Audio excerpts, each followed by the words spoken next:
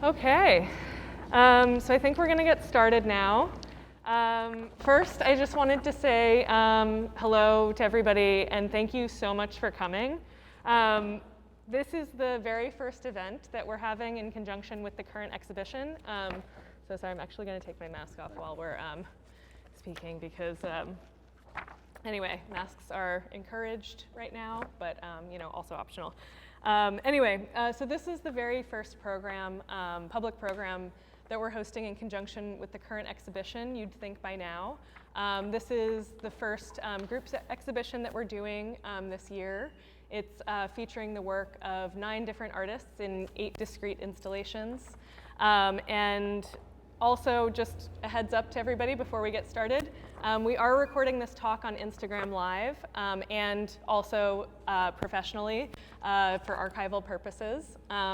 We'll also be doing some questions at the end, so feel free to jump in at the end if you have any comments or questions. We love participation here.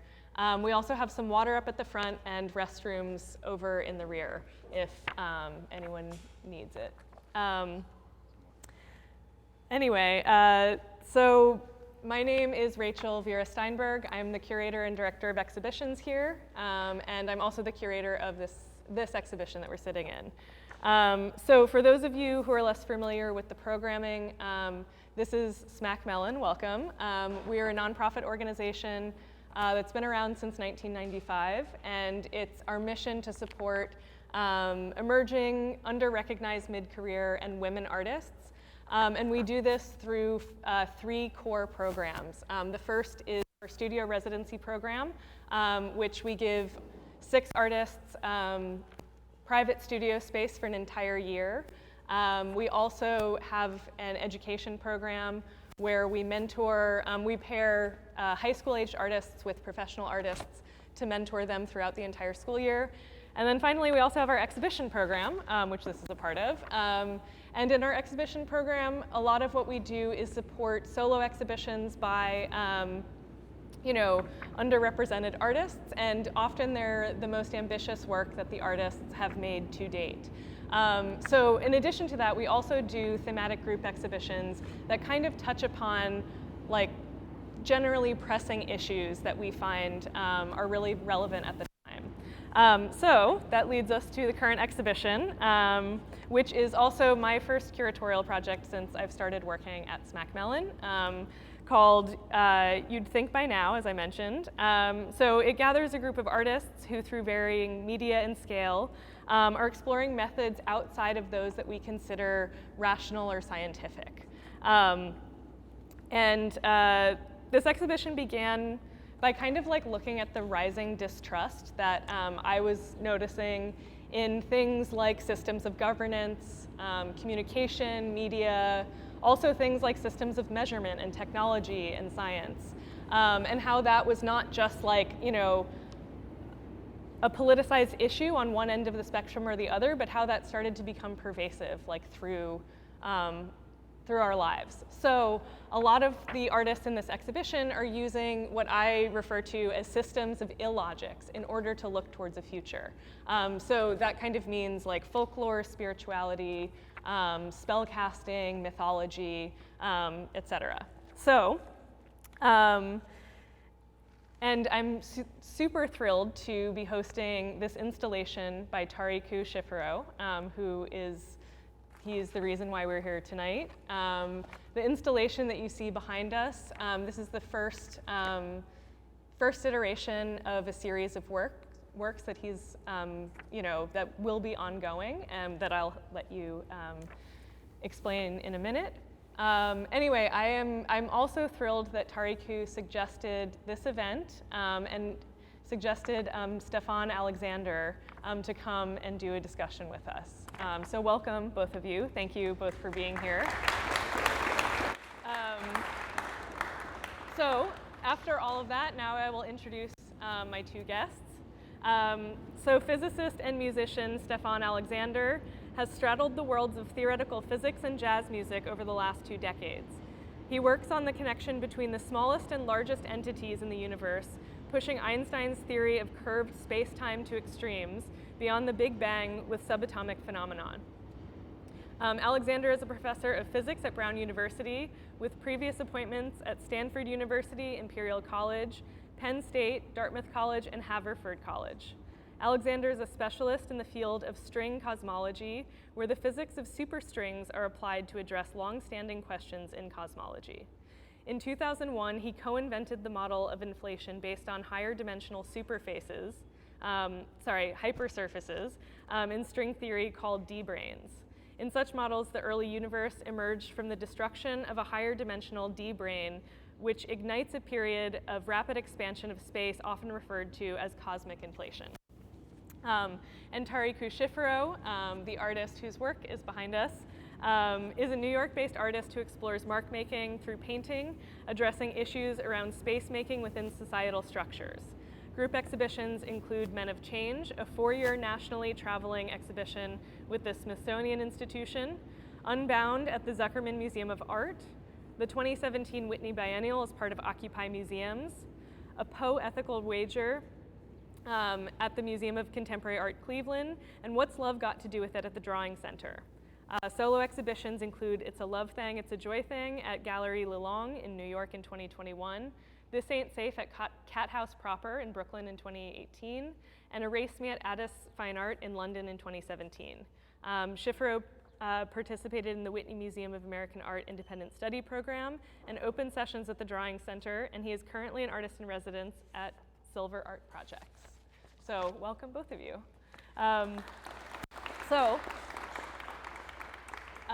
Before we get into the discussion, I first wanted to give both of you a little bit of a chance to speak about your work.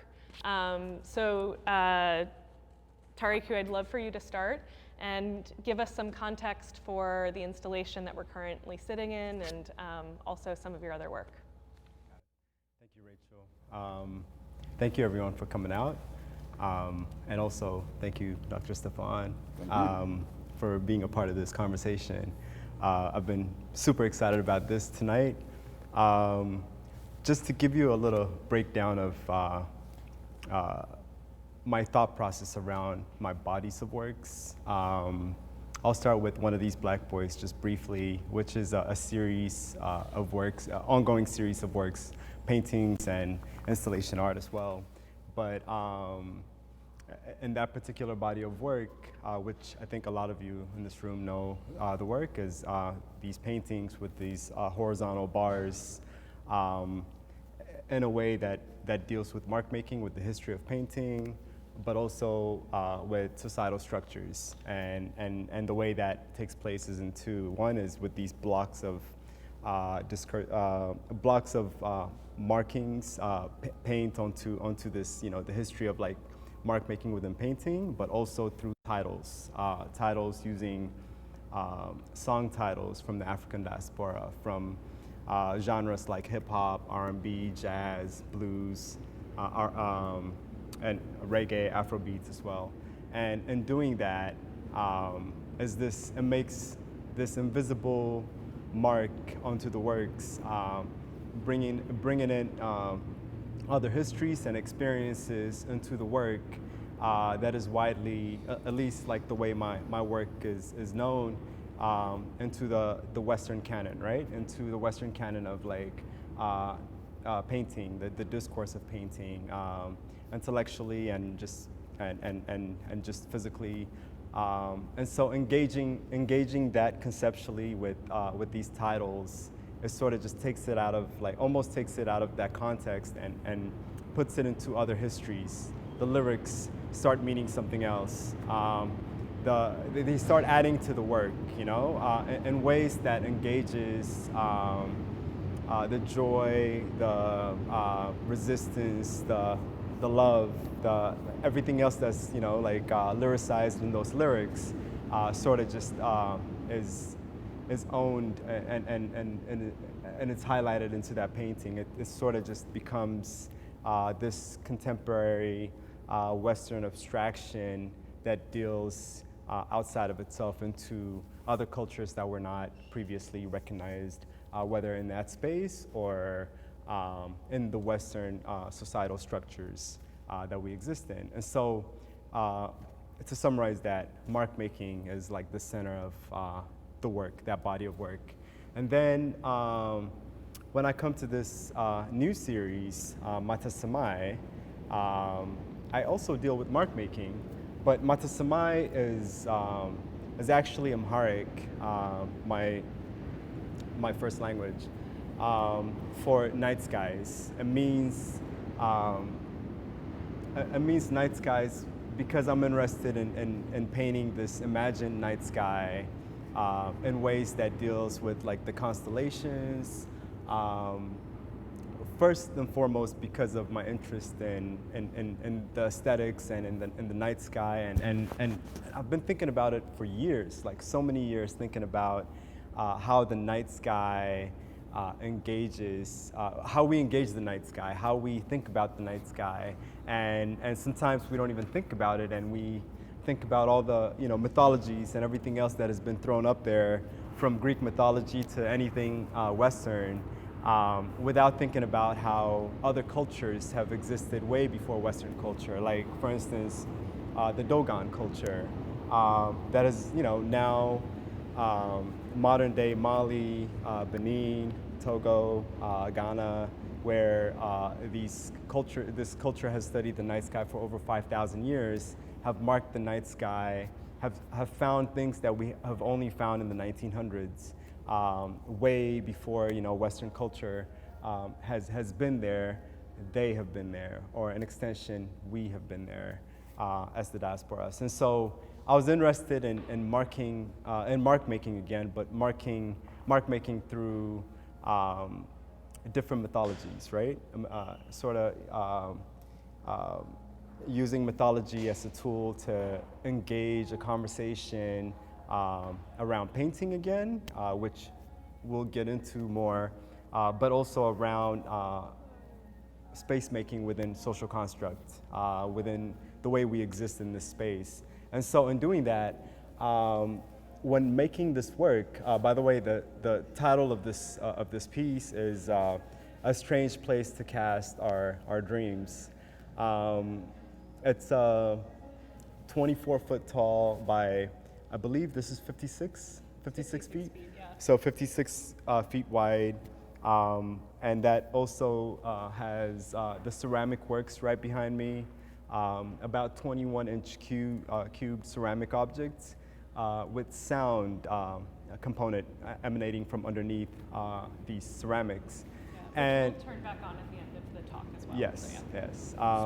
Train is coming by, speak of Yes, and as the train comes in, I guess I got to be louder as the train comes in and everything else. But speaking of trains, actually, there's also train sounds in my work where we engage, where I engage this work from like different places, where I'm thinking about painting, mark making, and this intuitive marks, but also in reference to the diasporic marks, like of the Aboriginal culture, like that black background with white dots, and these adinkra symbols of like the triple circles and lines going everywhere, and sort of just like mapping out this space, this imagined space for me.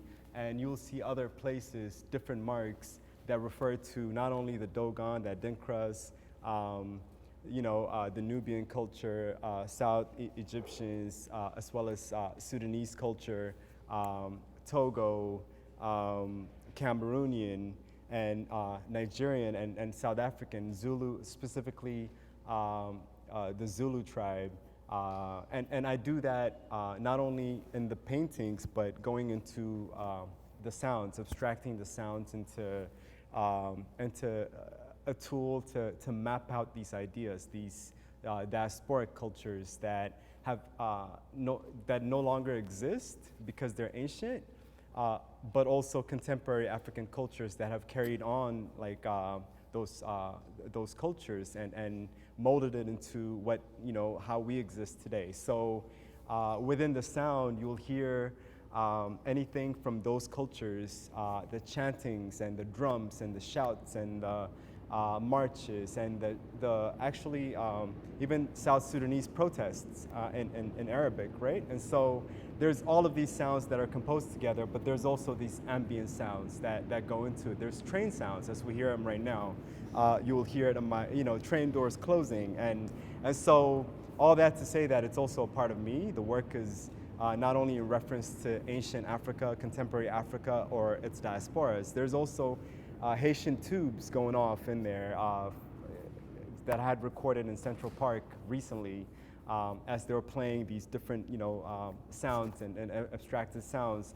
All of that coming into a way of like mapping out these imagined ideas that I don't fully know and understand yet, but they are coming to be because sort of, in art making, it just, like it doesn't have to be mathematical fully. So it's like all coming together to reflect on things that I've thought about for many years before, producing this work. And I've also, I think I mentioned to you, I've been working on this since 2018, and this is the first time I'm presenting it as a full-on installation works. Like 4 years? Is that 4 years later? And so to think about these ideas coming together, and even like the ceramic works dealing with, like earth, right? Like the way the sound bounces off like within the ceramic walls inside the work and resonates and pops into our ears, the way we engage it, it's very, very much spiritual, but it's also as natural as it could be. Something like ancestral prayers of like Northern Africa taking place in these sounds.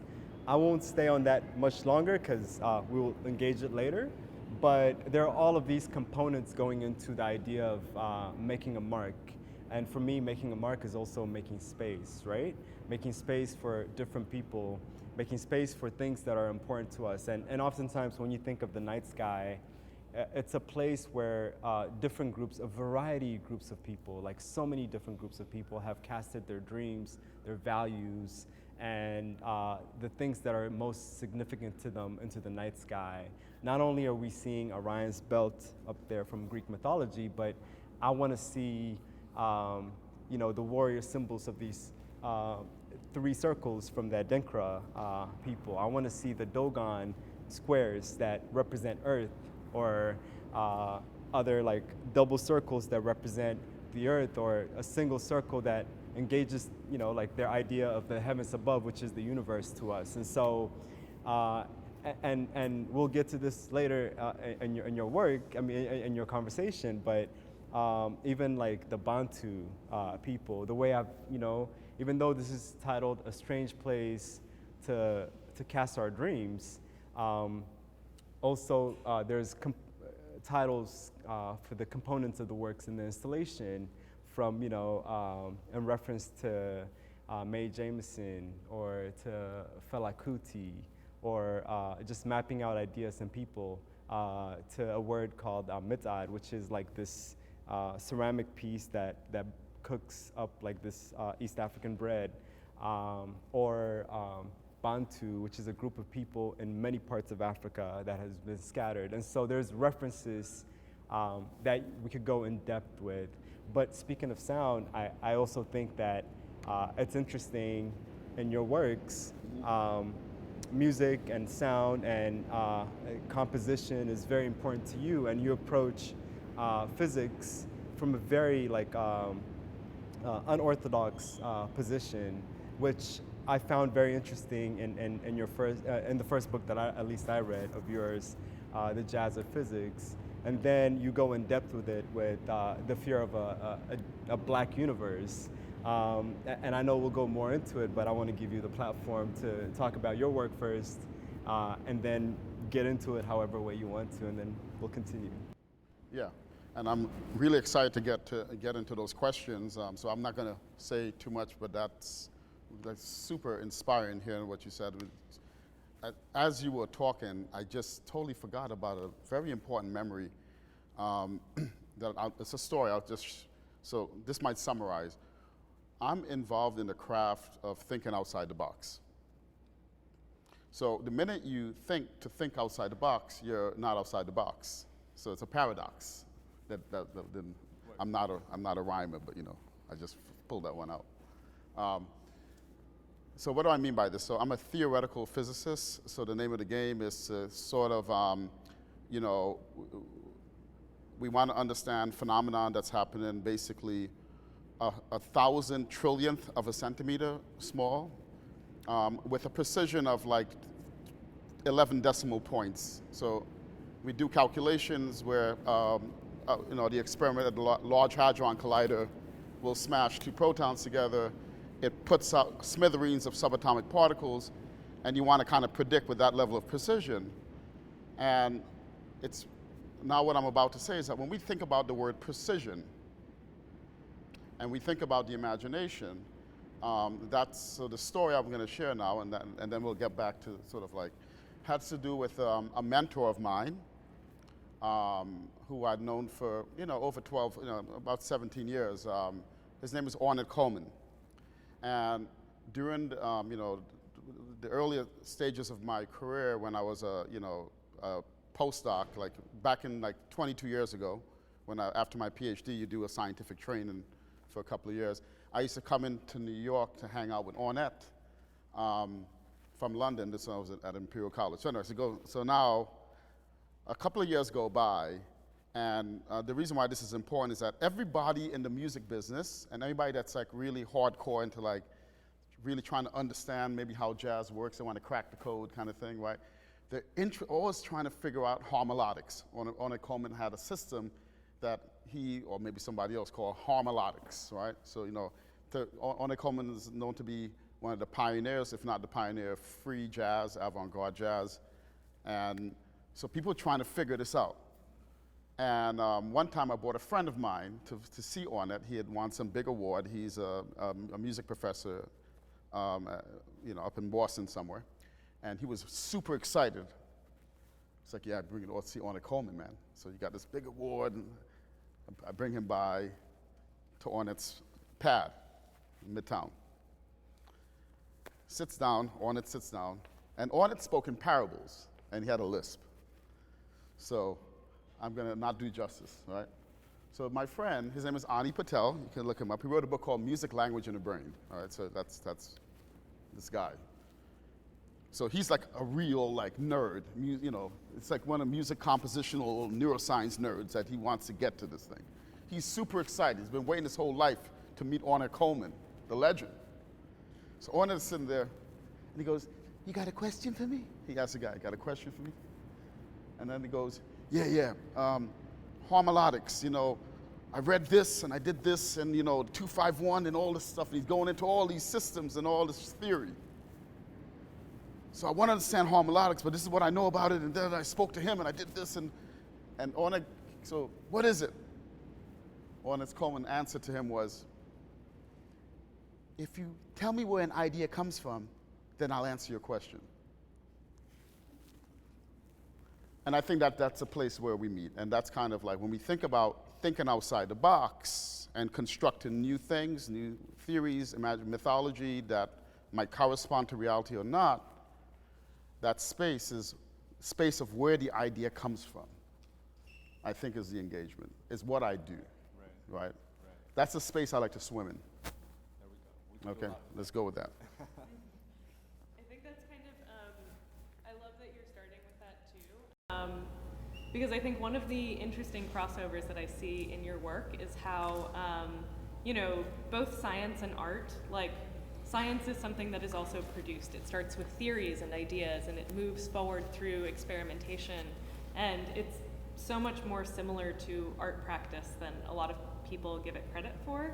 And that's something that you talk about a lot in your book is kind of like this, it's the process that you go through in order to like solve a problem. It's not just the problems themselves, but that like it's a creative process itself.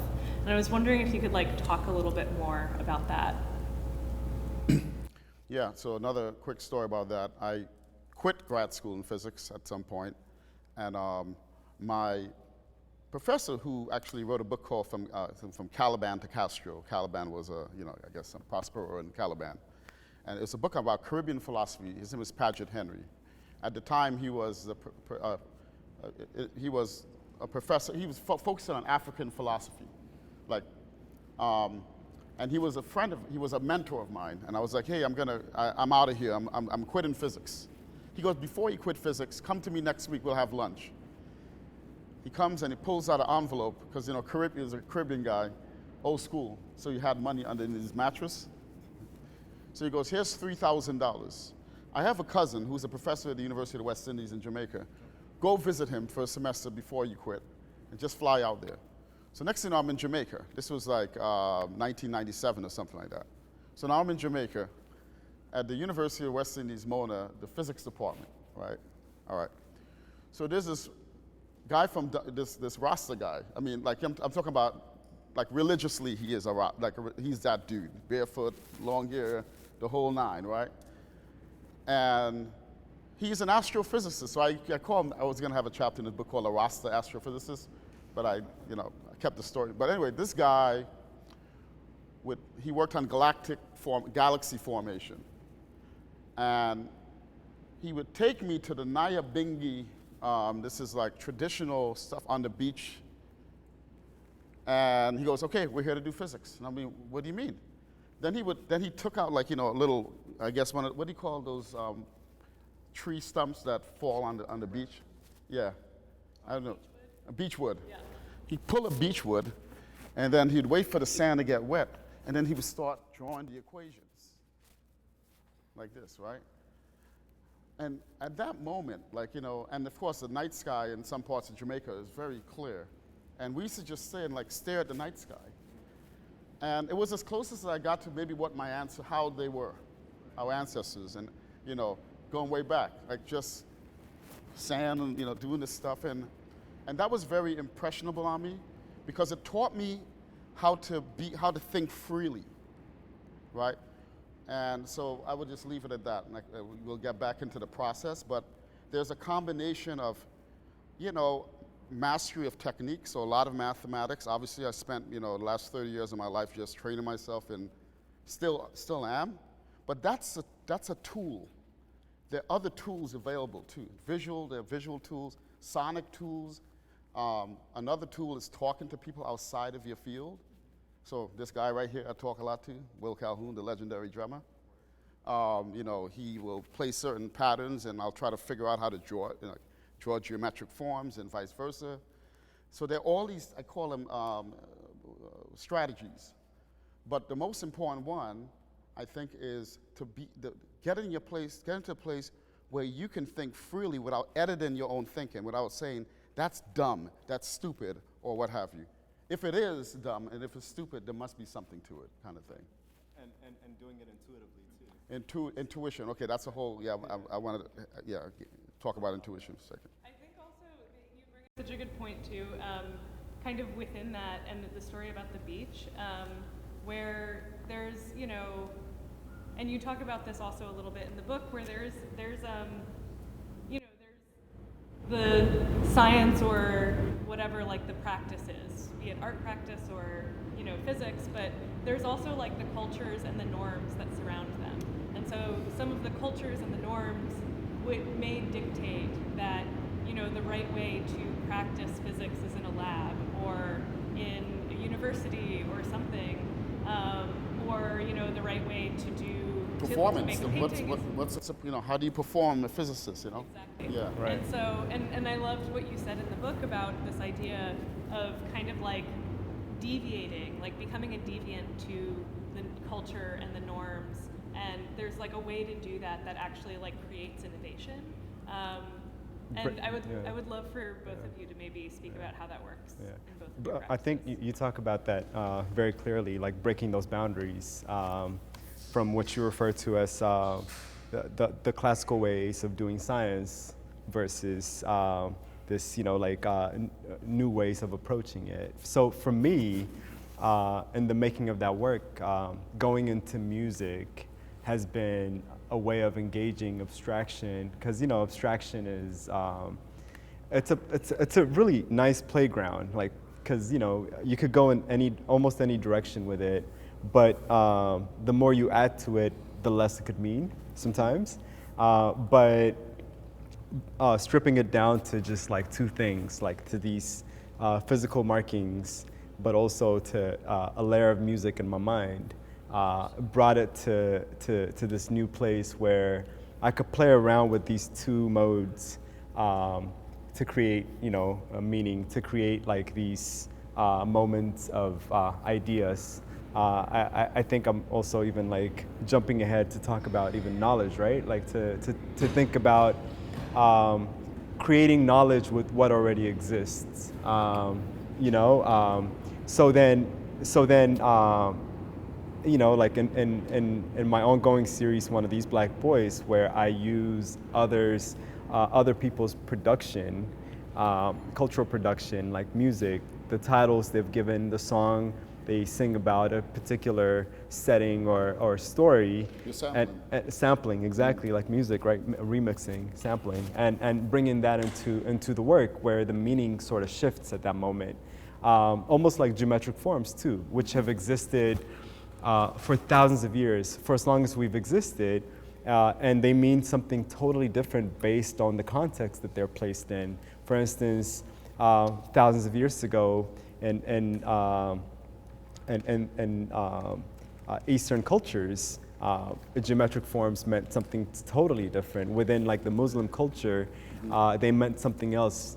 Then when you take it into the Christian culture, the circles mean something else. The triangle means another thing and whatnot. But when you bring it into like society, into traffic lights, you see circles and triangles that mean something else. But when you take it into science, these geometric forms are used to decode DNA structures and whatnot. And so meanings change based on context. And so in doing abstraction, there's this like a whole lot of playground to play with, and adding, like having just this abstracted gestures with this music, it creates something new, and focusing on that has been like a very interesting way to approach the works and to invite other, to create a context based on cultures around. I could go on forever, but I want to give you a moment to enter into that idea of abstracted forms and intuition and ways of like entering, using other sounds that are culturally produced, or the ability to play around outside of those boundaries, right? Yes. Outside of those structures. I think in abstraction, Western abstraction at least, we had these boundaries where, this is what abstraction should mean, this is what I should do, and this is how they've already demarcated the boundaries where, this is how you're supposed to do with it. But in this generation, we add other stuff to it, and it becomes us, and it becomes about something else outside of that, and that's what it is. That's where we are. And so, and I think you do that with physics and thinking about the cosmos, but also thinking about culture and music. And so, Culture, the cultural question is a big deal. In fact, I was on a podcast which I will not name because I get in trouble. But it's one that's well watched, let's put it to it, and it's a very controversial one, so I'm not going to go into it. There might be repercussions to me. But in fact, one of the things that came up in this conversation was, there seems to be this disparity with, when it comes to black people and women in the sciences. The numbers are there, and when you look at the numbers, these numbers are, dismal compared to other, the majority groups. What do you have to say about that? Okay. And one of the things I talked about, actually, I said first and foremost, let's get it very clear here. Intelligence is, is evenly distributed across any human beings. We all got the same capacity on average, okay? So that is not an issue as far as I'm concerned. Because for the last 17 years of being a college professor, I've seen thousands of students, and I don't see any evidence. Any evidence of any of that stuff. However, there is a culture question, all right? And reminded me of one of the books I had to read as a freshman in college, A Room of One's Own by Virginia Woolf. What does that have to do with culture and science and scientific, and it's, I took half of my physics courses at Bryn Mawr College, so where it was reversed. I was one of 2 guys in the physics classes. And I found that, the women in those classes was the exact, Haverford students had to take those classes, and they would come over and take classes. They had their own room. There was a comfort factor where they were able to do it, make their mistakes, say it out loud, and, and I found the same thing when I ran this program at Dartmouth, which was for minority students in physics. This, again, a simple thing of saying, really? You're really satisfied with that C? You should be doing A-level work, okay? Come back to me, whatever. And all of a sudden, like little changes in the academic culture in terms of expectation, in terms of the freedom to sort of be, the freedom to speculate, the freedom to be wrong and not be judged, yada, yada, yada, yada, it goes on and on. That number went from 20% to 90%, Rhodes Scholars and all that stuff, simply by tweaking the culture a little bit. So I think when we talk about culture, it's a very serious thing when we think about, especially in the sciences. And I was thinking about Basquiat as well. Okay. Whether or not maybe he got in a place where culturally, in the context of the art culture, I did know Diego Cortez. We were very good friends for a long time. Yeah. So I don't want to get into all of that. Same-o? Same-o. Yeah. Okay. So, but anyway, this idea of culture and like feeling comfortable in one's skin in the production of that thing versus where I feel like I'm in somebody else's space and I have to do physics your way. I don't look, talk, act, and da-da-da. The performance, there's a lot of performance in these things, right? I mean, how well do you perform being a professor, right? I mean, she's a colleague. And I think that this is a very central, important question. And I just rambled a whole bunch of stuff without providing any solutions, but just say that actually is super important. Yeah, definitely. And I think also that brings up another issue that both of your work, I think, touches on, which is this idea of accessibility and who you are making things for. Tariku, I've seen your work grow and shift over time, and you're dealing with really complex visual concepts, but doing it in a way that is always very generous and open to not only in a visual sense, but also socially and how you operate your practice.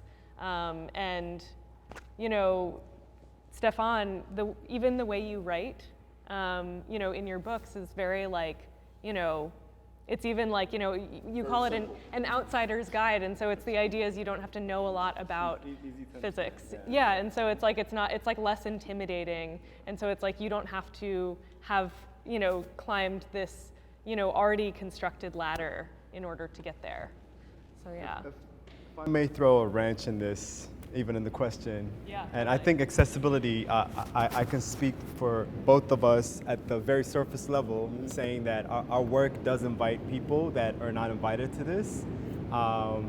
It creates a platform for people to engage, and those that can hang could partake in those conversations and could add to it in many different ways, but also collectively, we can make changes collectively a lot more powerfully than we could in a solo way. You could also address it, but I want to throw a little wrench in this conversation. Sure. And I like your shirt, by the way. Thank you, appreciate it. I'm interested to hear, because when I reached out, I was just fascinated by your background and the way you think about physics, science in general, and the way you think about music, and the way you think about how to engage these problems, right? And how to think about a solution, the way through intuitivity, they do in jazz. But I'm also interested in, I think, the very last chapter in that book. Your last book. So I'm interested in how that's the wrench. I just want to remember the title of the last chapter. That's why. Sure. So I'm interested in how you you're thinking about like, because we're thinking about like knowledge production here, and producing knowledge as opposed to attaining knowledge.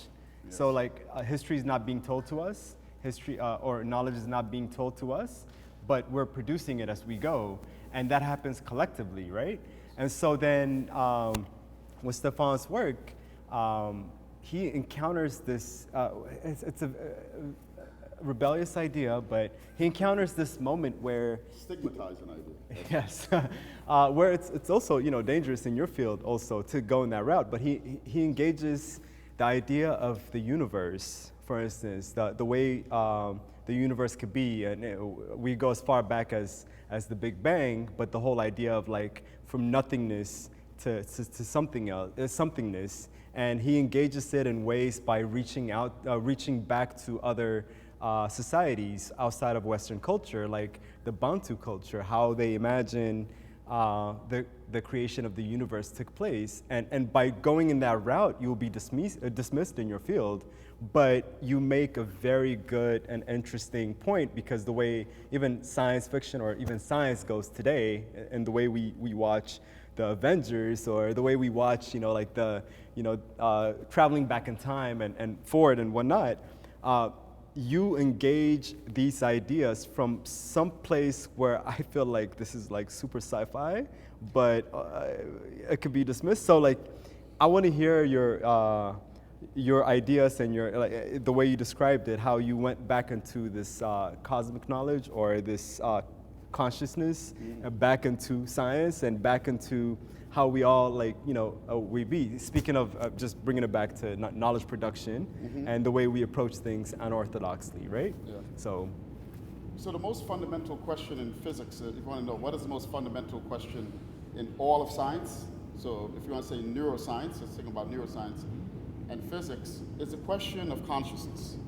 So what is a physical, what is, given we have physical objects, and somehow we can perceive and experience this external reality, through the function of qualia, or consciousness. Scientists are trying to understand, neuroscientists, for example, from their perspective, how it is that the hundreds of billions of neurons are interconnected to create the so-called epiphenomenon, or it's an emergent property, like a swarm effect, that is consciousness, or is it something that transcends even the very biochemistry, goes beyond that? We need new physics. So that's that chapter. So in the book, I'm asking the fundamental questions in the field. And I end with this chapter to sort of give a nod to one of my academic grandfather, who's Stephen Hawking, and something that a theory that he had with a guy named Jim Hartle, who passed this year recently. It's called the wave function of the universe. So in quantum physics, there's this idea of an imaginary entity. Actually, it's not real until it's observed. And it basically underlies, all quantum events. Your cell phone basically manipulates wave functions. So it has real effects. We can manipulate it. It's at the basis of all these devices are quantum devices. And so that's where it lives. But what Stephen Hawking and Jim Hartle posited was that the entire universe is a quantum thing. And we are contained in this quantum thing. And that was a kind of like state-of-the-art, high-tech idea in theoretical physics. But there was an unresolved problem with this thing since the 80s when it came out. So I wanted to tackle this in a book. And I knew that everybody in the field, and all my predecessors were stuck. They couldn't go anywhere in solving this problem using the known tools or the known concepts. And that's kind of like going back to what you were saying about being able to jump outside or go beyond, or reframe with the markings that you have in a new context. So I was trying to do a similar thing, and because I couldn't find the concept for this to solve this problem, which is, if there were no observers in the universe, like 100 million years before the Big Bang, and planets came on the scene 14 billion years ago, we can observe the universe. But if there were no observers, how did the universe come to be because quantum mechanics requires an observer to collapse the wave function. This wave function is like a wave, and it needs to be collapsed into that which is observing it, and da-da-da. And I got this idea from the Bantu, the Congo, their cosmology, and I forget the word they give for it. I think it's called mbungi.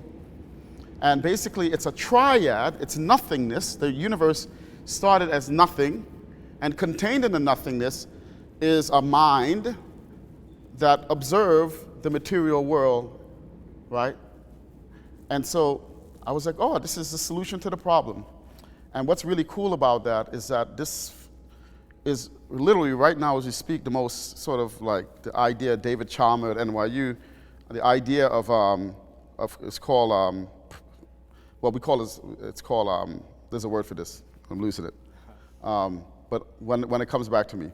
But there's a word for this, panpsychism, right? The idea of panpsychism, the last thing I'll say, is that material things, the fact that if something like an electron or just something, a rock, it contains in it its own consciousness. So it can actually has an internal experience. And there are different levels depending on the organizational property. So our form of consciousness reflects the organizational complexity of our neurons. But an electron, right, or something, some substance, some primordial substance, has its own consciousness, and it could observe itself. But anyway, that idea came from, looking at non-Western, other cultures. And I'm sorry for nerding out, but that's interesting to me. I brought that up because it's interesting to me because as artists, we produce knowledge by remixing things, right? By sampling things, by going outside. Even in one of your other chapters, you talked about how the art scene or the art world has accepted these unorthodoxy ways of doing things, like for instance from tagging, which is illegal, but to being accepted within the art world. So like the FU motto is very much normal within the art world, and it's not within your world. But I mentioned that because I wanted you to have talked about the cosmic consciousness and these ideas of matter and things not existing to going to another place where it's all of a sudden existing.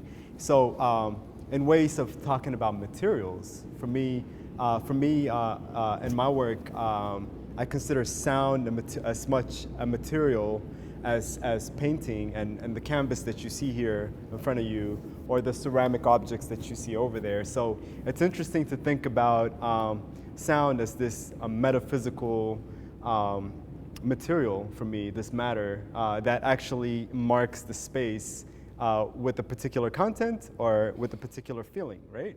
And so I feel like there's this, it's hard to use words to sort of interconnect these thoughts and ideas, but I thought there was like a play between that, between like when I'm reading your writings, talking about these things, I'm going into other places where I'm thinking, oh, sound is this metaphysical like material, but would sound exist if nothing existed, if matter did not exist, or would it have? And maybe that's just me geeking out on my own, in my own self, and my own ideas. Right. But like that's what goes on in my head when I'm thinking about like some of the stuff you're talking about.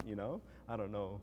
Yeah, it actually just occurs to me like because I'm also like, for those of you here who know me, I'm a huge science fiction nerd, and like I wrote my like master's thesis on science fiction in art and whatever, but there's so much of what you're talking about is like just kind of reminds me of a lot of the questions that I was dealing with there of like, actually what's the limit between what's actual science and fictional science and science fiction, and like at a certain point it just seems like all of those distinctions kind of collapse, and they're all different ways of like approaching the same questions. Yeah, so Michael Faraday, y'all know who Michael Faraday is? Okay, so Michael Faraday, during the time when, so there was a phenomenon that people were playing with. They took a simple thing, there's a wire, The wire is far away from the magnet. You move the magnet, and then you see an electric current flow back and forth in the wire. So, back then, the natural philosophers, this is, I believe, in the 1600s at some point, maybe, I'm sorry, I'm not a historian. There's an entire chapter on this story, though. But the basic point there was, they were trying to figure out how is it moving a magnet, or this is magnetism, I can create an electric current far away, and that's electricity. These two things were not tied in. So Faraday had a crazy idea, and the other thing was, he was a working class guy. He was not supposed to be theorizing. That was only for the high level people, you see?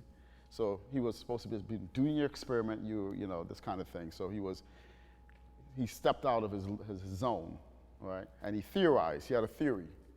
And theory was ready for this. Imagine that you're there, this is the time when you're burning witches at the stake for doing witchcraft and things like this. And listen to this piece of witchcraft that he had. He said, oh, well, the reason why that happens, my theory is, they're invisible lines of force that's reaching out. Invisible lines of force. That sounds like black magic, right? Invisible lines of force. So what happened was he became the laughingstock. He was stigmatized for this idea. He was, this guy's an idiot. This guy, his invisible lines of force, this kind of thing. Well, fast forward, James Clerk Maxwell unified electromagnetism in these 4 equations. And guess what the key idea, the idea that gelled, or the field idea of Faraday, Faraday's field lines. Well, today, fast forward in the year 2022, the fundamental paradigm of the material world is a field paradigm. Everything is a field. Matter are fields. Our standard model, what we probe at the Large Hadron Collider, rests on the idea. So this idea, this sci-fi witchcraft idea, was hundreds of years ahead of its time. Right? So a question I have for you, I often find that intuition, I pay attention, if a piece of art moves me, and it rarely does, not because I'm a snob, it's just that I sometimes don't get art. Like your art moves me, for example. Dali's art moves me, that kind of stuff, right? So, but anyway, Basquiat's, moved me when I saw it. I saw 4 dimensions and stuff like that when I saw his stuff. But one of the things, reason why I do look at it, if it moves me, is that sometimes I feel that artists can sometimes tap into that intuition that we're looking for. Because if it's universal, right, it could the representation of it could find itself living somewhere else, you see, in a different medium. And so sometime if I'm, working on something, I get stuck, I'll go and stare at a piece of art, hoping to get lucky, right? Because maybe there's a form hiding in that thing that resonates with something, And so, so it's interesting you talk about this intuition, and there's a question of where does intuition live, Yeah. So yeah, it's interesting. I think this happens. So I'm also a musician, not a professional. What do you do? I love playing the drums. I played the drums for years, and so when you said that brother plays the drums, I'm like, yo. So in music, for me, and we talked a little bit about this, I think, about jazz specifically. There's this moment where you start playing and you're playing. There's this moment where, especially if you're in a band, you're in sync with one another because you've played for so long, or you've hit that melody, that moment, right?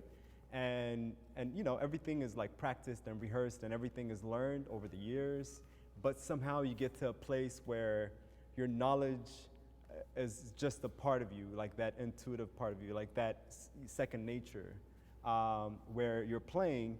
And oftentimes when I go see jazz musicians play, once in a while you'll see them hit that moment where everyone in the band, maybe 6 of them, maybe 10 of them, or whatever, their eyes are closed and they're hitting that moment in music where there's this beyond musicness moment, this moment where their eyes are closed, but they're hitting the notes, but it's beyond hitting the notes. It's it's hitting it in that space, in that place, and they transcend into a different space, and they take those that are listening to it, and it could be at a bar. I could be at a bar listening to music. I think back in the days, probably 2015, I used to go to pianos where every Friday night they had jazz players playing upstairs, and there's one group that is like very much unknown, and later on they sort of broke up in half, called the Cabinet Makers.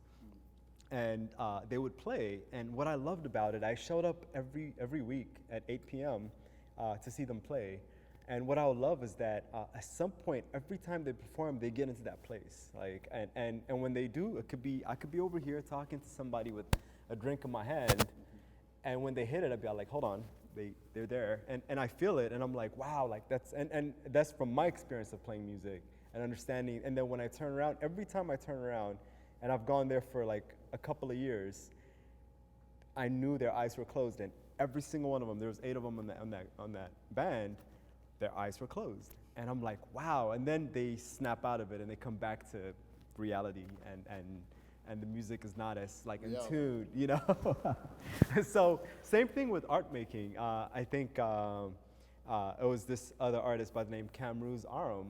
When I was speaking to him, he was my teacher at some point in grad school, and we were talking about how in the same way we experience that in music, you experience that in painting, where you're painting, but sometimes you find the painting you, and you don't know who's painting what, or who's painting who.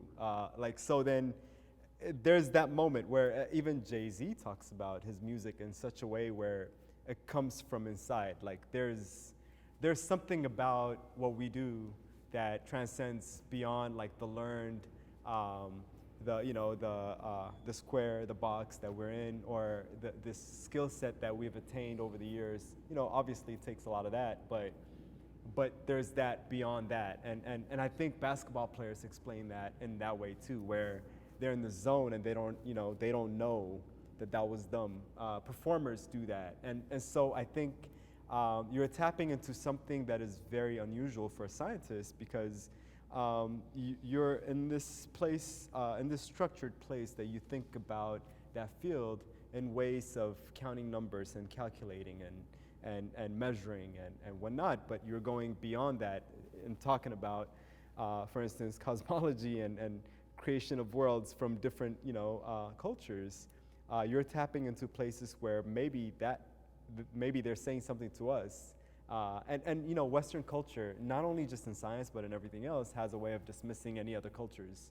For instance, when we talk about the Dogon cultures, they have found the dimmest star in the night sky and the brightest star, which everyone has seen in the night sky, which you can see with the naked eyes. But the dimmest star, you can't see it with your naked eyes. You have to have some sort of a tool. And so what happened over the years, over the years, is that Western scientists are like, no, they couldn't have possibly have seen that with their naked eyes, but also dismissing the 5,000 years plus that they had spent studying the night sky, which is tremendously so much more times than Western culture has ever studied the night sky, no matter what tools we may have or what technology we may have. So in thinking about that, and going back to intuition and all these things, I think there's this thing that comes with time also, right? There's this thing that comes with experience, with knowledge, with much time given into it. And so that is what intuition does in my work, at least, from knowing the material so well, that I knew that I knew that layering these paintings, I know we haven't talked about it, but I go from different layers, from blue first to yellow to purple, and then I add Penn's gray. It's not even black, and I mix the Penn's gray in a particular way with matte medium that it thins it out so that you can see through it. And there's this intuitive markings that you see here that were done as the painting went on, but I can't even explain it. Even when I was working with my interns and assistants on this work, there was no way I could explain it. I had to go in there and do it myself. because there's this thing that relates to like my experience of mark making, and so placing my marks onto that, and so intuition plays in so many ways for me, in that sense. I don't know. Yeah, and I actually maybe want to put a pause in that for a second and open it up to the audience to see if anyone here also has any comments or questions. We could obviously keep talking about lots of things. We have plenty to talk about, but if anyone has any questions, and yeah. I don't have a question, but I was just thinking about what y'all are talking about right now as far as like being in a flow state and having to prepare.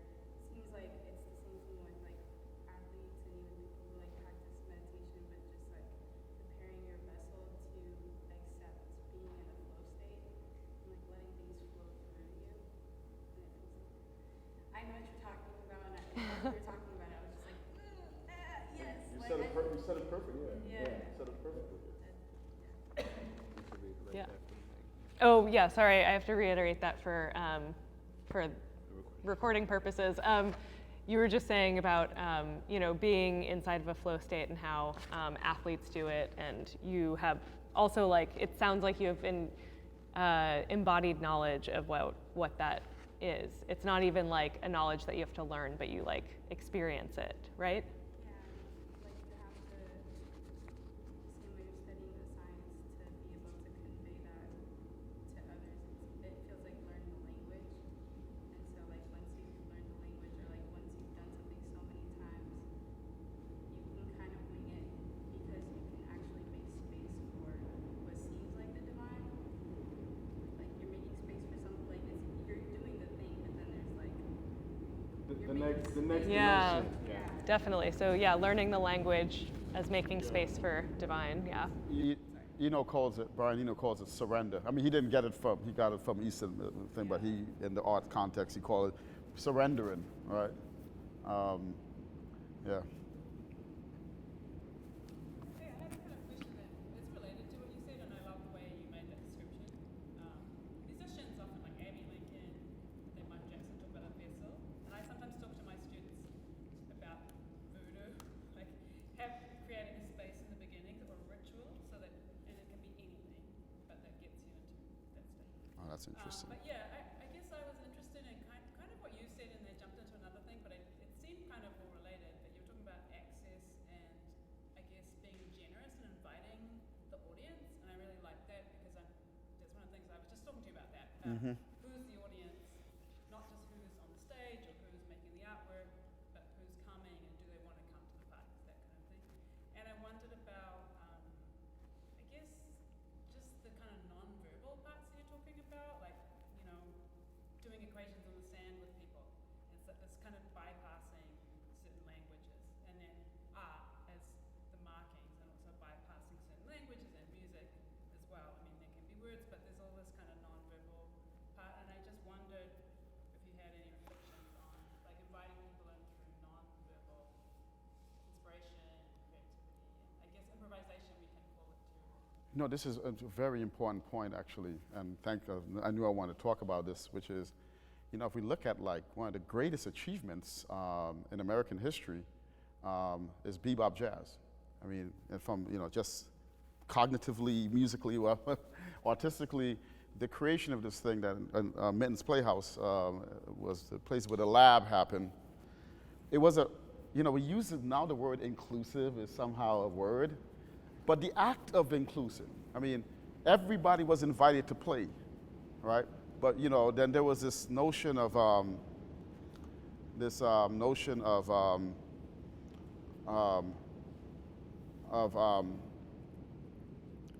antagonistic cooperation is what Albert Murray called it. The symbol is thrown at you, but it's a sign of love as well. Right? You can come in there and play, but so I think this idea of and in a lot of ways, that is very much, when we think about Obia, voodoo, that tradition, the dancing, that's kind of what was going on with me in that beach with my, my dreadlock friend. You know what I'm saying?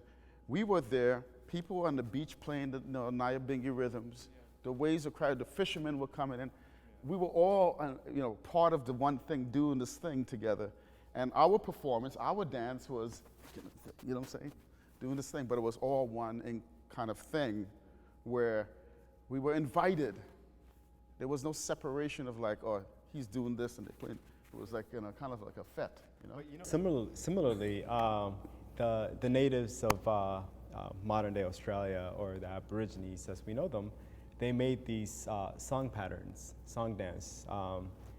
They referred to it as Dreamtime, and they were known as the biggest analog system, to have created the biggest analog system before computers arrived. And so, and in the ways that they have marked the ground with their dances, with the foot patterns, that ends up becoming these tribal patterns, or should I say different there's over 160 something tribes within that land.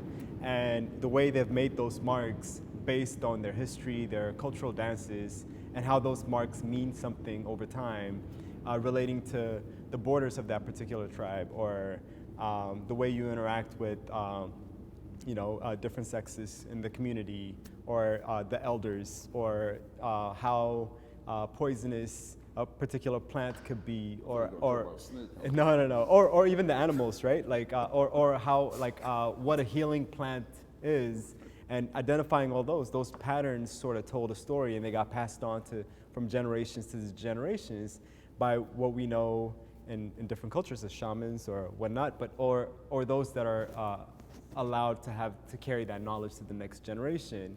And doing that, their society had existed for over 40,000 years, easy.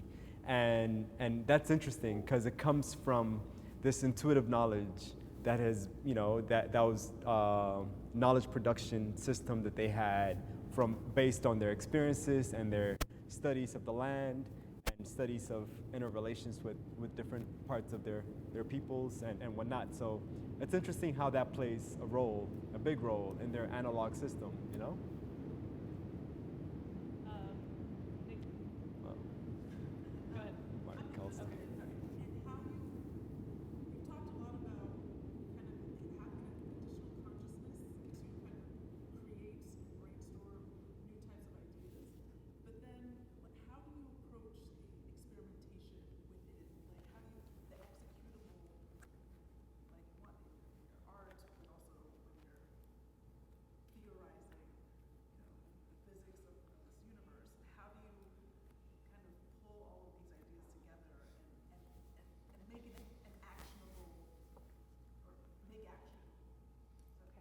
So I'm just going to repeat that really quick for That's a tough question. So you're asking Easy how answer, though. you take all of these things, these theories, and create like action in both of their practices. Okay. You go first. For me, I will simplify it. I would say it comes from just so much time spent with the material, with the idea. Again, I say I might have started heavily researching this body of work when I was in the independent study program at the Whitney into 2018, but it came way before then, really. Like, I started making parts of this work, even like the very first work started in 2015, 2014, and I just didn't know what to do with it. And so time is an important component for me. Make something and it doesn't make sense, it's like half made, so I let it live. I had that piece in my studio. It's about 5 foot by 4 foot in my studio for 5 years, from 2015 all the way through 2020, before I engaged it again and added another mark to it. And it made sense because I was a lot more mature and I had a lot more knowledge and I had a better understanding of myself and my practice and my role within how I wanted to live and how like my thought processes had grown as a person within the societal construct that we exist in. And so I would say time is a very significant aspect of that practice for me, and knowing what to do, Yeah, time that's really interesting. That's a big mystery, the time thing. It's really interesting because as I walked in her office, I asked her to print something out for me, right? Because I took the ferry, and on the ferry ride, I flipped up my computer because I was working on a problem. I was working on something. I think the first place where this, how does all this stuff, reaching all these ideas, all this stuff, like sort of congeal into a coherent unit that other physicists will go and play, look at, or some experiment will be done. It's interesting. I don't know the real answer to that question yet, but what I will say, there's a lot of play involved. You know, a lot of people think that being a scientist is about, one of the things that woke me up, we got some young people in the audience here. I had a job once in a biophysics lab at Harvard many, many years ago before I decided to do cosmology. And we were working in this, like, it's a virology lab, and it was X-ray crystallography, smoke coming out. And then my boss, Jim Hogle, he walks in with some goggles on, and he goes, and like he's tripping on something, right? He's a product of the 60s. And he goes, yeah, man, I feel like I get paid to do my job. And I was like, okay. Like, I'm doing the wrong kind of science because I didn't want to be in the lab, right? So there's a lot of play with ideas. I think where you and I really overlap is that we're both theorists in a lot of ways. You're playing with ideas, I'm sure. You're looking at different subjects, sometimes I need a lot of soundboarding, right? I talk to my brother about things sometimes, some crazy ideas. He's not a physicist, he works at Con Ed. I talk, my music friends, I use them as guinea pigs, right? And they like it too because they get ideas for their stuff. So there's a lot of play. And somehow I gotta take this play in the sandbox and morph it into something. And how that happens is a much longer story. But it's a hard question you ask. I also maybe just want to bring in this element. The three of us talked a little bit about this yesterday when we were on a phone call, but there's also something that I talked a lot about when I was in grad school, and I took a class with this woman, Corey Ollinghouse, who comes out of dance more, and she taught this class called improvisation as form. And a lot of what we studied in that class was this idea that,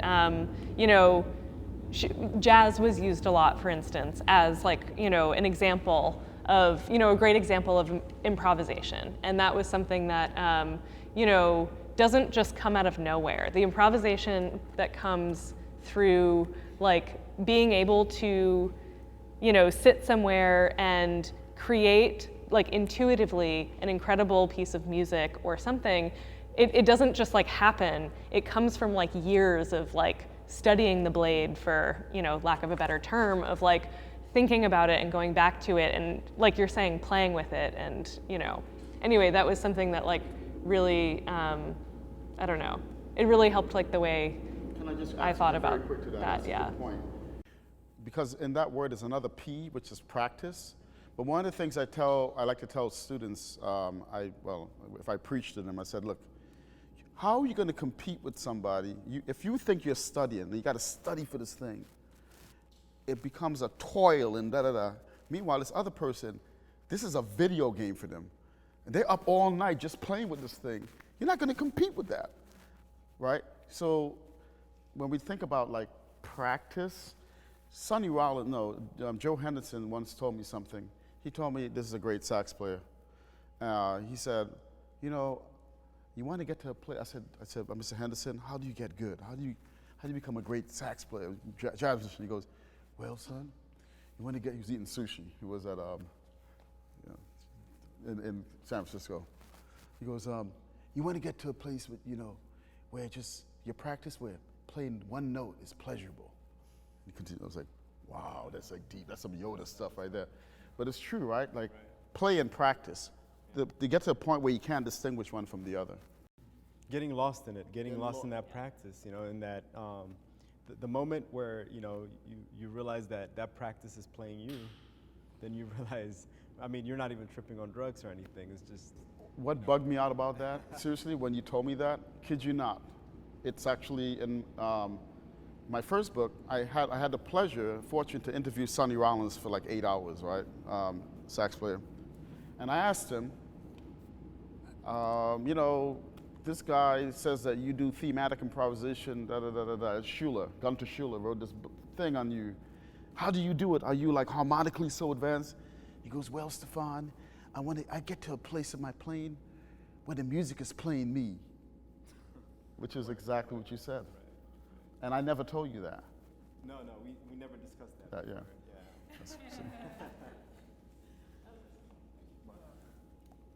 So, somewhat related, in terms of the theme of, mastery and creativity. By the way, I love your shades. Seriously, like, Thank you. it's like Cyclops. There's a story behind that, but Okay. right. So in terms of creativity and mastery, if you look at kids, they have this like real creativity, and they have like a, sometimes people talk about a childlike mind. But if I think about like really like creative people that I've been around, sometimes they are childlike and they don't like remember the boundaries or like get. So I'm curious what you think about and David Byrne in that musical he had talks about how like when you're a child you have more networks in your brain, neurons, and then your brain as you're getting older is like pruning the network so that it can kind of like cut through interpreting certain things. And so like when you're thinking about like what's going on in our society and also being creative, like how do you move between being childlike and then also being very serious about like the issues we have? So kind of bridging the gap between like professional like seriousness or just No, maybe like a way of being. Like children are immature, but they're highly creative, and then yet there's like wisdom as from a parent, and so like you have to like iterate if you're going to be a creative. Yeah, I think, That's yeah. like active in society. Yeah, I think you're hitting on the same thing we've been talking about, really. Like in that playful place, there's maturity, right? There's this in that intuition. There's something of a possibility to discover something else we wouldn't have if we weren't as playful, or if we shut the brain. Sometimes we need to shut the brain off and just like do what you do because you've practiced it for so long. And sometimes you might run into something, but other times it might be nothing. And it might just be a waste of time. Maybe, 8 or 9 out of 10 times it might be a waste of time, but the more you practice that idea of like just letting things flow, you come across things. And that's how I discover like new gestures, new moves, new ways, new materials, new ideas, and it seems like that's what you do as well, right? Yeah, and one of my mentors once told me, Stephon, he had a New York accent, and I guess I can't, anyway. He went to Bronx Science, I went to deal with Clinton next door. Anyway, he goes, at some point he just randomly spurs and goes, why should I be interested in talking to people that know exactly what I know? Like, what am I going to get? Now, this guy won a Nobel Prize in physics, by the way, so he made, it's like, you actually know a lot, so who else are going to, are you talking to this idiot? I get it now. It's like, so anyway, he was literally that kind of, and that's actually a very heavy lesson, right? The importance of talking to other people who are outside of, from a different field, right? Is because otherwise you're kind of like in a hall of mirrors. You're talking to people that know what you know. So you don't It's right. I mean, you should be doing that, I'm sure. I mean, don't get me wrong, but why I like this engagement, right? I mean, I turn things down left, but I was like, yeah, okay, this is what? I got to come see this. It's because I'm being selfish, to be frank. I'm hoping that something will just click. And I feel like there's a spark, There's a spark, right. And I feel like it's only the beginning of this conversation because there's so many stones to be unturned, Like, You're gonna make a statue of me or something? Absolutely. Why not? Abstract a statue. maybe a musical A ceramic joint, Right, right. And so I'm excited about that. I'm excited in how these things grow. And I know many artists, visual artists, that have, collaborated with artists, other artists or other professionals outside of our fields, and that's been very interesting. And for me, the way I've done it in the past has been in these forums, in these engagements. They've never been recorded before, but and having like a little group conversation about things that are interesting had been a way of growing for me. And so I wish I would have done some powder on my face. Well, I think that's actually a great place to leave. Okay, we have one more question? Yes. Okay, one more, and that's... I was hoping that you guys would entertain this analogy for a second. So, artists would often pivot. They would often work on something for decades and then suddenly switch, or they would switch gradually, and the visual language would develop. And I wanted to see how you could entertain that analogy in physics without going too much into like the hegemony of structured science and so on. How theories in science or in theoretical physics might develop and might pivot in a similar way that an artist's practice might pivot. Like, would you see a parallel, or is it something completely different? You know Dali. Yes, that's very interesting. So in the history of physics, and like some of the major breakthroughs, like the birth of the revolution. By the way, just for us to know, if I say before there was a quantum and relativity revolution, which was in like the early 1900s, what technology did we have? And it was a steam engine, all right? So all of our technology that we enjoy comes from this particular moment in time, right? 20 years roughly, where these new ideas are coming about. Right around that time, abstract art was on the scene. My brother reminded me Kandinsky, right? There was all these interesting, Einstein and Dali were friends. Roger Penrose, the mathematician that won the Nobel Prize for the black hole discovery, his father and Roger were friends with M.C. Escher in the 60s. So the hyperbolic geometry, that math that he used for the black hole space-time, like they taught to Escher. So there is always this interesting parallel. And so your question is quite unique, though, because what I just talked about were just paradigm shifts.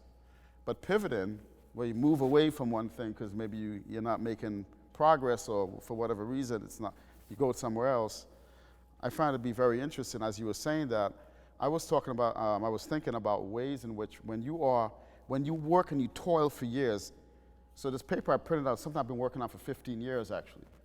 Something I've been thinking about, revisiting, trying different things, right? It's a big idea, but to be frank, but I'm not going to tell you all what it is. It's something I've been thinking about 15 years, and what I find interesting is when you get attached to an idea, because you put so much work into it, you invested so much, right? You've been working on this thing for so long, and pivoting away, and is sometimes you have to give it up or throw it away temporarily, but you're so attached to it because it's your thing. It's your, it's your kid, and that is interesting. Like that, when that happens, and when that happens in art. One question I have is, when do those things parallel each other as well? So right now, I'll be interested to hear of some other discussion of when did you most recently do that? Maybe you can answer that question. When did you recently pivot away from you? You're working on. Is that the right concept? Yes. Okay. An amazing question, actually.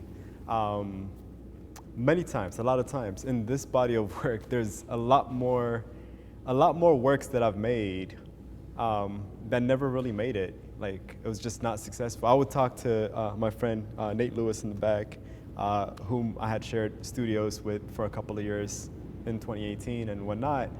And we would talk about the works, and honesty with conversations with other artists is also very interesting and cool and a place to grow, where sometimes the work feels forced.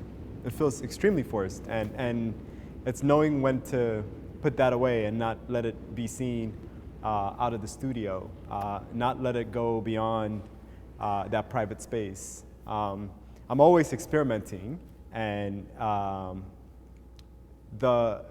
the thing about being an artist is that it's knowing what to not release, what to keep behind. And those mistakes, those bad works, I would consider, are actually like learning works. And I don't destroy them most of the times, actually. I actually keep them and I just say, like, what did I do so wrong in this work that I had right intuitively on the first one? And so it's all about, like, you know, making something by accident, and then being an artist is really repeating that accident purposely, right? And so that happens a lot more than. And very quickly, he touched on something that's actually, so I have students I have to train, like, you know, PhD students to become physicists, right? So one of the things I actually try to get across to students, I said, sometimes the difference between those who make it in the field, when I say make it, I mean something specific. I don't mean like a job or anything. And those who don't usually are those who don't know when to throw it away and move on, because you get so attached to the thing because of the investment that you don't want to give up. So, like, you know, it's just kind of, you're relentless. But sometimes you're like, is knowing exactly, you know what, I need to just put this behind me and move on. That's a tough thing to do.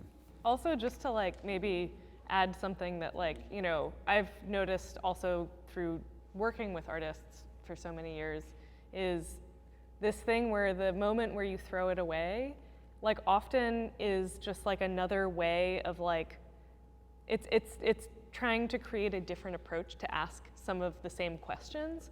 And so those, like, core questions are the things that remain, but, like, the methods through which you, like, come to it, that's what changes and that's what pivots.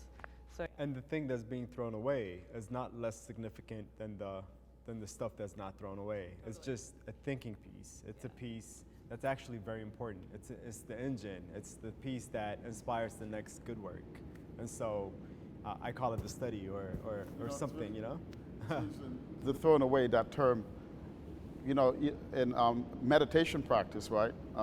There's this notion of clearing your mind, the clear mind thing, right? You probably hear this a lot, you know. But one time I saw Thich Nhat Hanh. He was given a description of it, and he was talking to his people, and he goes, you know, throw it away. He was talking, he's like, clearing the mind. It was like, if the idea showed, throw it away, throw it away. I found that to be very interesting. So it's the first time you know, that's a new connection. Surprisingly, you said it first. Okay, I did? Oh, well. Contextually. Oh, you see? It just Okay. came to be, so that's amazing. Okay. Cool. Well, I think we are probably going to have to end it here. Thank you, everyone, for coming out for this event, for all your questions, and thank you so much, Tariku and Stephon. This was an incredible conversation.